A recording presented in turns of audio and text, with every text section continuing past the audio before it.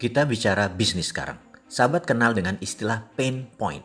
Benar, pain asal kata dari sakit yang di point, yang ditunjuk. Sederhananya arti terjemahan bebasnya, pain point adalah menunjukkan di mana tempat yang sakit. Dan dalam istilah bisnis ada yang namanya pain point. Pasti ada yang saat ini menggeleng-gelengkan kepala yang bisa diartikan belum tahu. Baik, kita lanjutkan. Proyek, bisnis, atau pekerjaan, kalau kita tidak bisa menemukan pain point yang tepat, itulah yang membuat sukses rate-nya rendah alias gagal atau lama. Sekali lagi, keterampilan menemukan pain point adalah kunci sukses. Bisnis bisa kembali modal dalam 5 tahun, bisa kembali dalam 1 tahun, atau bisnis bisa rugi, tidak pernah kembali modal hanya karena salah mengidentifikasikan pain point.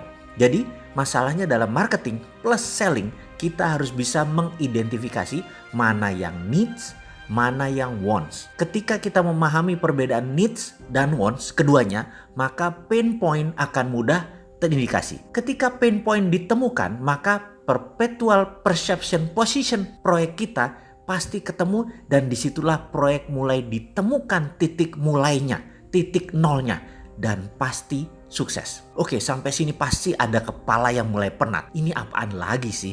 Emang berbisnis itu segini rumit ya? Pantas hanya sedikit yang mau menjalankan. Nah, itu si engkoh-engkoh di pecinan gak belajar beginian, tapi pada jadi juragan kaya-kaya tuh. Pedagang kain orang Padang di Tanah Abang, juragan warteg Bahari Tegal, gak belajar beginian di kampungnya, rumahnya bersusun-susun, tingkat gedong semua kayak di Jakarta. Mobilnya banyak, kaya semua, gak belajar beginian. Ada yang komentar begitu, dalam hati sih kayaknya. Sementara ada yang lain lagi, para mantan pejabat Pemda, mantan bupati, para mantan gubernur, mantan bos BUMN, mantan anggota DPRD, DPR, yang gajinya mungkin belasan juta tapi punya miliaran uang di kantong mereka, dan mereka gak ada tuh yang belajar beginian, tetap aja pada kaya-kaya.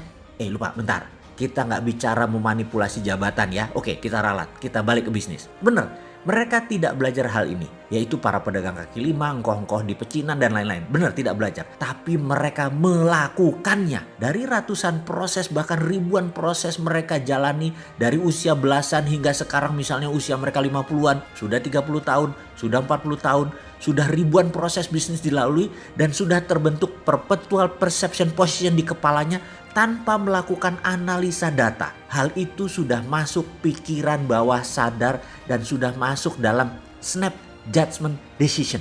Itu artinya mereka belajar juga, hanya secara tidak sadar dengan melalui perjalanan dan pengalaman hidup mereka. Seseorang dengan insight dalam tanda petik bisnis yang dalam tadi, jika melihat sebuah tempat usaha, dalam sekejap mereka bisa tahu, ini akan jadi besar, ini pasti gagal, ini bakalan hanya jalan di tempat. Matanya dengan cepat menemukan titik pain point, otaknya dengan cepat menemukan di sini needs-nya. To make story short, wants atau keinginan itu adanya di pikiran atas sadar atau dikenal dengan istilah conscious mind. Needs atau kebutuhan berada di pikiran bawah sadar atau dikenal dengan sebutan subconscious mind.